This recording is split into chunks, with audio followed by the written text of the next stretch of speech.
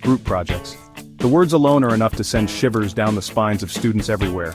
It's like a rite of passage, a test of our patience, sanity, and ability to work with people who, let's face it, we probably wouldn't choose to be in a room with otherwise. It's a jungle out there, and the only rule is survival. So buckle up, Buttercup, because we're about to embark on a hilarious journey through the treacherous terrain of the group project experience. Remember that time in school when you thought, hey, maybe this project won't be so bad? Yeah, me neither. There's always that initial glimmer of hope, that naive belief that this time will be different. This time we'll all pull our weight. This time we'll actually meet the deadlines. This time there won't be any drama. Spoiler alert, that hope gets crushed faster than a bug on a windshield. Every group project has its cast of characters. You know the ones I'm talking about. First up, we have the leader.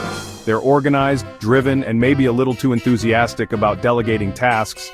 Then there's the overachiever who's already finished the entire project before anyone else has even looked at the rubric. Don't forget the slacker whose idea of contributing is showing up with a half-eaten bag of chips and a "can someone catch me up?" And, of course, no group project would be complete without the ghost, who vanishes into thin air after the first meeting, only to reappear on presentation day like they've been there all along. Oh, and let's not forget the complainer, who, well, complains about everything. The font is wrong, the topic is boring, the room is too cold, you name it, they'll find something to whine about. The first group meeting is always an experience. It's like a blind date with people you didn't choose and can't escape. Awkward silences, forced smiles, and the desperate hope that nobody asks you to do the actual work. It's all part of the fun. Alright everyone, I've got a color-coded spreadsheet, a detailed timeline, and enough enthusiasm to power a small city. The overachiever nods along eagerly, already brainstorming ways to go above and beyond the project requirements. Meanwhile, the slacker is trying to figure out if anyone will notice if they sneak in a nap. The ghost? Let's be real. They didn't even bother showing up. They sent a text saying they had a thing and to just keep them posted. Are we seriously stuck in the library basement again? Can't we at least suffer in style? After the initial chaos of the first meeting subsides, comes the real challenge. Actually dividing the work. The leader, ever the optimist, tries to assign tasks fairly.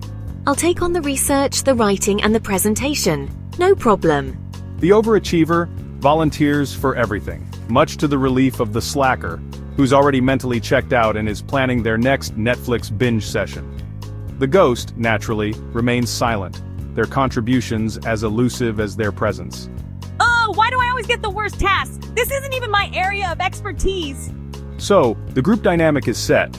The leader and the overachiever carry the team, the slacker coasts along for the ride, the ghost remains missing in action, and the complainer provides a steady stream of negativity.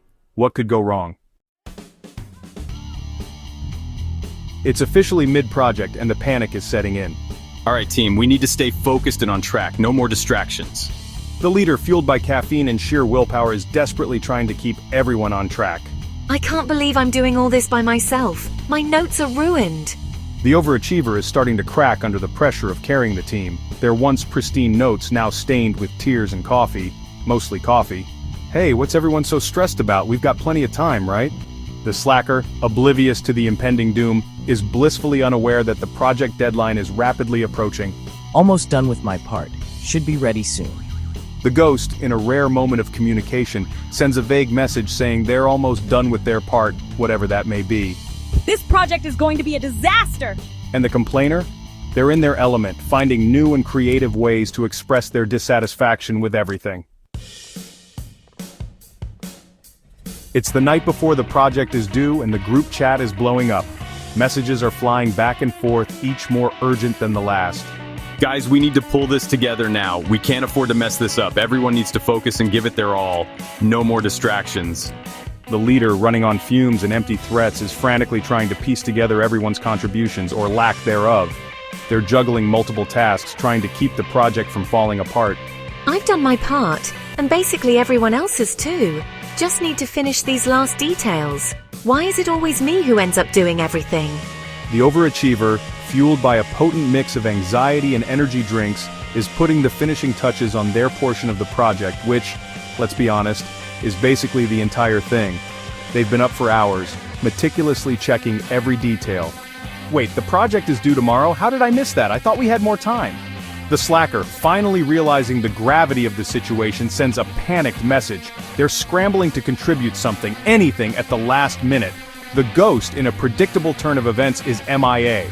Their phone goes straight to voicemail, and their last known location was a tropical island on Instagram, at least according to their recent story. No one expects them to show up now. And the complainer? They're surprisingly quiet, probably too busy drafting a strongly worded email to the professor, outlining all the ways their group members failed them. They're more focused on pointing fingers than actually helping. It's presentation day, and the air is thick with nervous energy, and the faint scent of desperation. The room is filled with the sound of shuffling papers, whispered last-minute reviews, and the occasional deep breath as everyone tries to calm their nerves. All right, team, this is it. Let's give it our best shot. Remember, we've practiced this 100 times. Just stay calm and stick to the plan. The leader, looking like they haven't slept in 48 hours, is trying to rally the troops. Their eyes are bloodshot, and their voice carries the weight of countless sleepless nights spent perfecting every detail.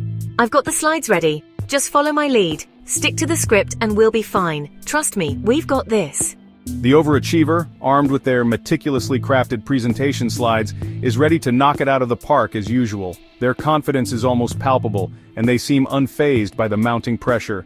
What was the project about again? I can't seem to remember the main points. Can someone remind me quickly? The slacker, sporting yesterday's clothes and a deer-in-the-headlights expression, is desperately trying to remember what the project was even about.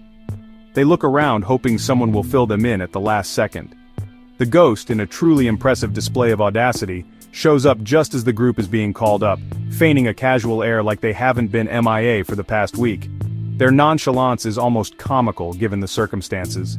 And the complainer? They're seated in the back row, arms crossed, muttering about the unfairness of it all. Their discontent is evident, and they seem more focused on their grievances than the task at hand. The presentation itself is a blur of mumbled explanations, awkward transitions, and desperate attempts to cover up the fact that, well, things didn't exactly go according to plan. Despite the chaos, there's a sense of camaraderie as the team stumbles through, each member doing their best to salvage the situation. The aftermath of a group project is always a mixed bag. It's a whirlwind of emotions ranging from relief to frustration, and everything in between. There's relief that it's finally over, a sense of accomplishment that you managed to get through it, gratitude for the teammates who actually showed up, both literally and figuratively, and did their part, and a healthy dose of "I'm never doing that again." But amidst the chaos, the frustration, and the occasional urge to pull your hair out, there's a strange sense of camaraderie that forms. There's something strangely satisfying about surviving a group project. It's a bonding experience, albeit a slightly traumatic one, that brings people together in unexpected ways. It reminds us of the importance of teamwork, communication, and patience, and the fact that sometimes you just have to laugh to keep from crying. So the next time you find yourself assigned to a group project, remember this: you're not alone. We've all been there, and we've all felt the same mix of emotions. Remember that every group project is a learning experience, a chance to grow and improve. And we've all emerged from the experience with a few battle scars and a treasure trove of hilarious stories to tell. Because let's face it, as frustrating as they can be, group projects are memorable. They are a microcosm of the real world, where not everyone pulls their weight, deadlines are always looming, and sometimes the pressure feels insurmountable. But in the end, the best you can do is just try to enjoy the ride, learn from the experience, and maybe even have a little fun along the way. After all, it's these moments that make the journey worthwhile.